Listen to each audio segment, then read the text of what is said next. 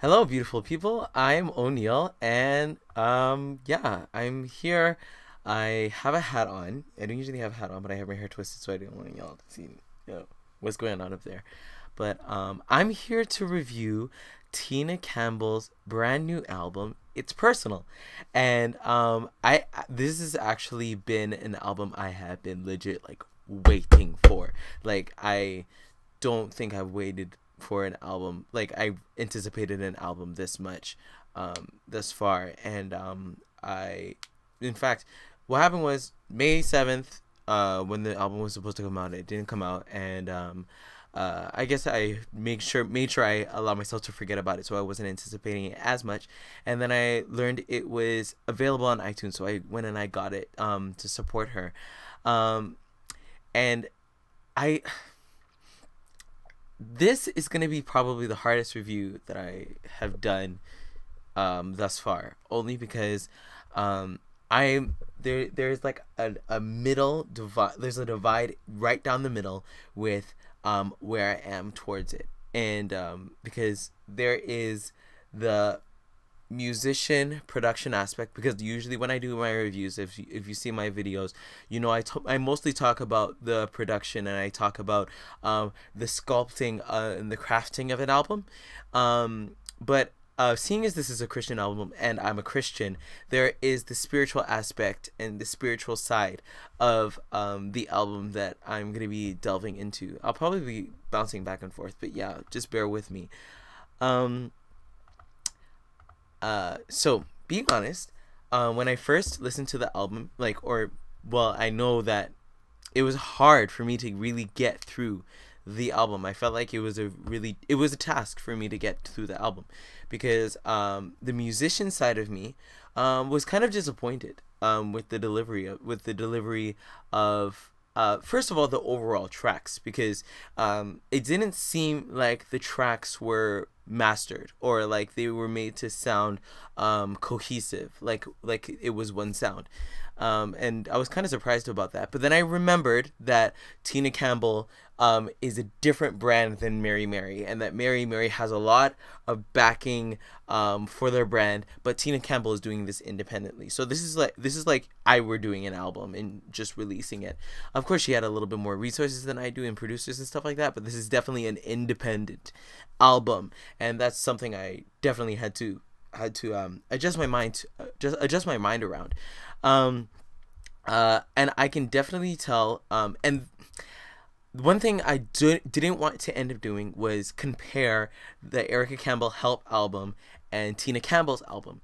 But when I listened to this album, and now when I was just thinking about doing this review, I realized that the two of them, Erica and Tina, actually mirror each other like a lot in many aspects. Because in many areas where Help was lacking, Tina Campbell just came strong. And then in many areas where Tina Campbell's album was lacking, Help came really strong on it. And I know that the two of them are just called to really make music together, because let me just get into it. Because Tina Campbell's album, like for me musically, it wasn't anything like really interesting, like super interesting, which I'm usually used to hearing from Mary Mary. Because for me, as a Christian, I love Jesus, I love the Word of God, and I love to hear about Him, to worship Him. And I was not expecting this side of Tina. Not that I don't think that she's a Christian or a worshiper or anything. It's just I was expecting, I guess, a little bit more showcasing of her vocals, because she's like super soprano. And like in my mind, I said, okay, when Tina Campbell has a solo album, she's gonna be soaring high, way above, because before she would have to compensate for Erica's lower range. And of course, Tina Campbell had some notes up there, but she wasn't really like living up in the stratosphere. But other than that, yeah, it wasn't like the grooves were just really generic, except for a few tracks, which I'll probably get into. But yeah, just it was kind of generic musically. It wasn't anything that was super interesting.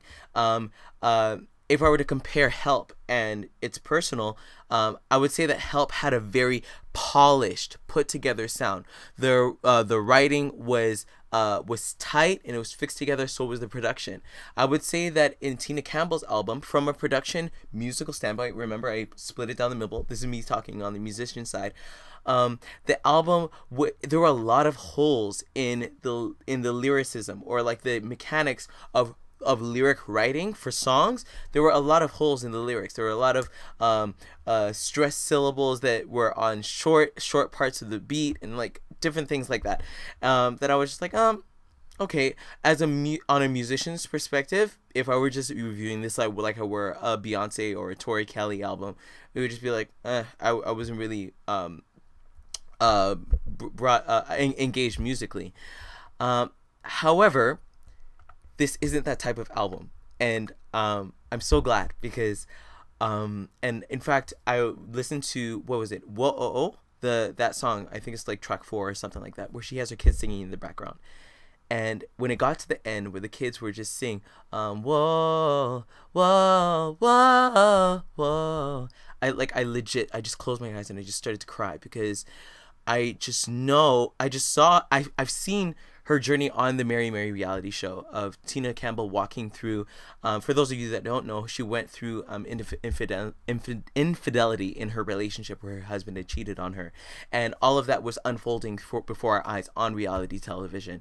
And this album is really her recovery album, this telling of her story of how she got out and how the word of God kept her in all of that. And just hearing her kids sing like that, it just made me realize this is what she was fighting for. She wasn't fighting for a sound. She wasn't fighting for for being a celebrity. She was fighting for her family, and she was fighting for the goodness of God to be shown and revealed through her and through her marriage. And I realized that's why the musician side wasn't important to her. In fact, at the end of the album, I loved how she said it. She said, everything that you've given me, I give away.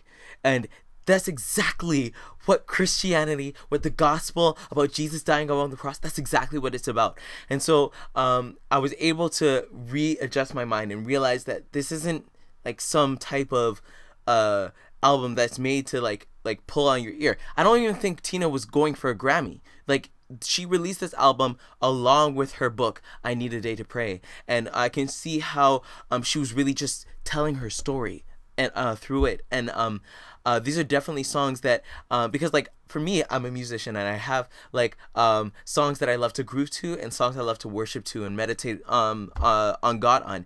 And this is definitely one of those albums. I didn't expect it to be, but it was this album is definitely one of those. I think, yeah, even her vocal performance, because Tina is one of those powerhouse vocalists, a very great vocalist, and she didn't even do like super runs or things like that, because that wasn't what she was going for. She was looking to tell her story and to minister to people, and so that really touched my heart. In fact, the album sound, it really screams like those old CeCe Winans albums, like Alabaster Box, like In His Presence, or even like Bishop Paul Morton, just like those like Bow Down and Worship, like those old, like it had such an old sound. It felt like I was in my car, in my mom's car in the 90s when we would go to church when I was like 6 years old, and like this is like one of those songs that I would put in and we would worship to. It had really had that feel. I'm not gonna say that the album won't win a Grammy. It's not really it's not a super polished album, but I'm not saying that it can't win a Grammy, because like hey, it's God can do whatever he wants. But standout tracks, Life. I remember when she put up the preview of that song, I know that Life was going to be my jam. It's like it feels like like you're in a roller palace, like legit. Like I could so get down to the song. Love it. And the grooves, it's just a really great song. You would definitely want to listen to Life. Speak the Word. Now let me tell you, I love ad-libs. And I think that I think this generation, even in pop music, needs to like go back to real ad libbing, because the ad libbing in this song is written in. So you have Teddy Campbell singing something, and then Tina Campbell comes in and sing something, and it sounds improvised, but they're actually coming in singing what was actually written for the song. And it just, the way that it climaxed to Tina just singing "Oh Speak It" and like all those different things that she's doing, it was a great, that song was very structured and put together, and I love that. So if I were to yeah, I guess that's everything that I have to say. But again, I'm a musician and I'm a Christian, and from a musician standpoint, I realized that this album, it wasn't really surprising musically. It wasn't really anything that was super spectacular. But I know that this album is going to scream Jesus to a lot of people who have never heard about him before. And I know that I'm just so excited for everything that's going to happen through this album, because Tina Campbell, she just did just an amazing job of just expressing her love for God, and really just declaring the truth. And if I were to and I guess I should finish on this note. Erica and Tina are definitely made to make music together, because where even though Tina's album was very churchy, but Erica's album was just very hood and very urban, and there was nothing wrong about that. I love the fact that Erica was experimenting with different sounds, even with Help 2.0. I love God. I actually love that song. And just the like, sometimes I need like that nice groove, and to praise Jesus with like all this groove. And then sometimes I love worship music, and I just love how the two of them just split off, did their own thing, but reflected Mary Mary in two sides of the same coin. And I am super excited for when Mary Mary gets back together and they do some wicked music. So for those of you that might have been disappointed by the album, I can understand why. And for those of you that are enjoying the album and are having an amazing time with Jesus, I can also understand you. So this is me. Subscribe to my page. I review pop music. I put up original songs, and I'm sure that you would love to converse with me. Follow me at Neily Music, Neily Music, and we can go from there. I really like this album, and you can even continue to talk to me in the comment section or on Twitter.